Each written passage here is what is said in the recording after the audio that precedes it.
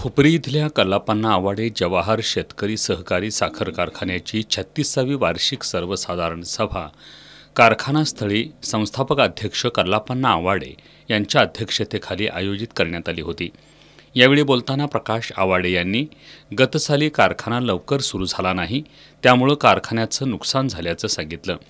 शेतकऱ्यांना ऊसाचं अधिक उत्पादन घेता यावं यासाठी कारखान्याच्या वतीनं वसंतदादा शुगर इन्स्टिट्यूट आणि बारामतीच्या केव्हीटी या संस्थांच्या माध्यमातून AI तंत्रज्ञानाचा वापर केला जाणार असल्याचं त्यांनी सांगितलं। तसंच कारखान्याकडे ऊस पाठवणाऱ्या शेतकऱ्यांना एक रकमी FRP देण्याची घोषणाही आवाडे यांनी यावेळी केली।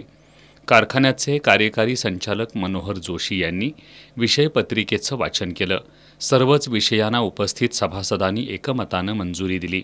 यावेळी व्हाईस चेअरमन बाबासो चौगुले, आमदार राहुल आवाडे, स्वप्नील आवाडे, प्रकाश दत्तवाडे, उत्तम आवाडे यांच्यासह संचालक आणि सभासद उपस्थित होते।